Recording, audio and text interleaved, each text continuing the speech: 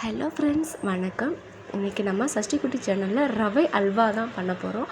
இது வந்து ரவையில் தான் பண்ணோம் அப்படின்னு யாருமே கண்டுபிடிக்க மாட்டாங்க. சூப்பராக கடையில் வாங்கக்கூடிய டேஸ்ட்டில் தான் இன்றைக்கி பண்ண போகிறோம். இதுக்கு தேவை வந்து ரவை வந்து ஒரு 1.5 கப் 2 கப்பு போல் நல்லா ஊற வச்சு எடுத்துருங்க. ஊற வச்சதுக்கப்புறமா 3 மணி நேரம் போல் நல்லா ஊற வச்சுருங்க. ஊற வச்சதுக்கப்புறமா அதை நல்லா அந்த ஊறின ரவையை கை வச்சு பிசைஞ்சிட்டிங்கன்னா நல்லா பாலாக வரும். அந்த பாலை ஒரு வடிகட்டி வச்சு நல்லா வடிகட்டி எடுத்துடுங்க. எனக்கு இந்த அளவுக்கு கிடச்சிருக்கு பாருங்கள். இந்த பாலை வச்சு தான் இன்றைக்கி அல்வா பண்ண போகிறோம். சூப்பராக இந்த மாதிரி திக்காக வரும். ஃபஸ்ட்டு ஒரு டைம் வடிகட்டி எடுத்துருங்க. திரும்பி கொஞ்சமாக தண்ணி சேர்த்து மறுபடியும் பிழிஞ்சிங்கன்னா மறுபடியும் பால் கிடைக்கும். அதுக்கப்புறமா நெய் போட்டு அதில் முந்திரி பருப்பு போட்டு நல்லா வறுத்து எடுத்துருங்க. இதை வந்து நம்ம அல்வா கொஞ்சம் ரெடி ஆனதுக்கப்புறம் இதை வந்து நம்ம அதில் சேர்க்க போகிறோம். முந்திரி பருப்பு நல்லா வறுபட்டதும் அதே கடாயில் அல்வாவுக்கு தேவையான அளவு ஜீனி போட்டு கொஞ்சமாக தண்ணி சேர்த்து நல்லா கலந்து விட்டுருங்க. அதுக்கப்புறமா நம்ம இன்னொரு கடாயில் கேரமல் பண்ண போகிறோம். அதுக்கு வந்து ஒரு 3 டேபிள் ஸ்பூன் போல் சீனி போட்டு கொஞ்சமாக தண்ணி சேர்த்துக்கோங்க. இந்த பக்கத்தில் உள்ளதில் நம்ம எடுத்து வச்சுருக்கிற பால் சேர்த்து அந்த ரவையோட பால் சேர்த்து நல்லா கிளறி விட்டுக்கிட்டே இருங்க. கொஞ்சம் கொஞ்சமாக கெட்டியாகும். கொஞ்சம் கொஞ்சமாக கெட்டியாகி நமக்கு அல்வா பதத்துக்கு வரும். இந்த பக்கத்தில் கேரமெல்லை கிண்டி கிண்டி விட்டுருங்க. ஒரு 2 ஏலக்காய் போட்டு நல்லா கிளறி விட்டுருங்க. கிளறிக்கிட்டே இருக்கும்போது கொஞ்சம் கொஞ்சமாக திக்காகி அல்வா பதத்துக்கு வந்துடும். ஊட நெய் சேர்த்துக்கோங்க. நம்ம கிளற கொஞ்சம் கொஞ்சமாக திக்காகி அல்வா பதத்துக்கு வரும்.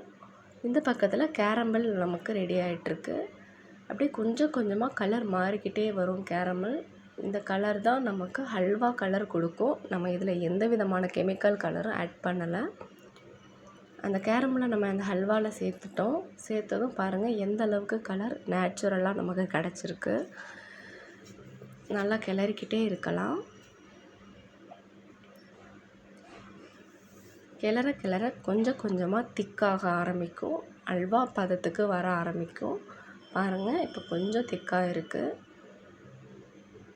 நல்லா கிளறிக்கிட்டே இருக்கணும். அப்படியே சூப்பராக அல்வா பதத்துக்கே வந்துருச்சு. இன்னும் கொஞ்சம் கிளறிட்டே இருக்கணும். ஊட நெய் சேர்த்துக்கிட்டே இருக்கலாம். இன்னும் கொஞ்சம் திக்காகணும். இதை சாப்பிட்றதுக்கு அவ்வளோ டேஸ்ட்டாக இருக்குங்க. சூப்பராக இருக்கும். நாவில் வச்சதுமே கரைஞ்சிடும். அப்படியே முந்திரி பருப்பையும் அதை கூட ஆட் பண்ணிக்கலாம். இன்னும் கொஞ்சம் திக்கானதும் நம்ம ஸ்டவ் ஆஃப் பண்ணிட வேண்டியதுதான். பாருங்கள், சூப்பராக அல்வா பதத்துக்கு ரெடி ஆயிடுச்சு.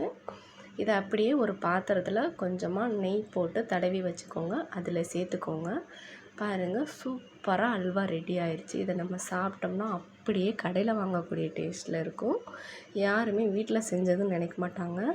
அதுவும் ரவையில் பண்ணதுன்னு கண்டிப்பாக கண்டே பிடிக்க முடியாது.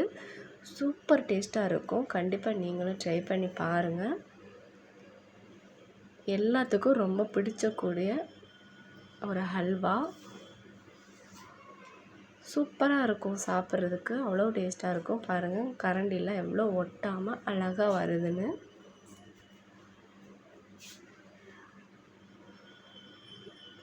சாப்பிட்றதுக்கு அவ்வளோ டேஸ்ட்டாக இருக்குங்க.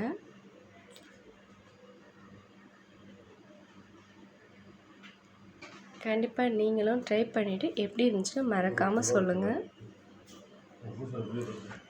பாருங்கள், ஹல்வா சூப்பராக ரெடி ஆயிடுச்சு. இது சின்னவங்கலேருந்து பெரியவங்க வரைக்கும் எல்லாத்துக்குமே ரொம்ப பிடிச்சக்கூடிய ஒரு ஸ்நாக்ஸு. சூப்பர் டேஸ்ட்டாக இருக்குங்க. கண்டிப்பாக ட்ரை பண்ணி பாருங்கள்.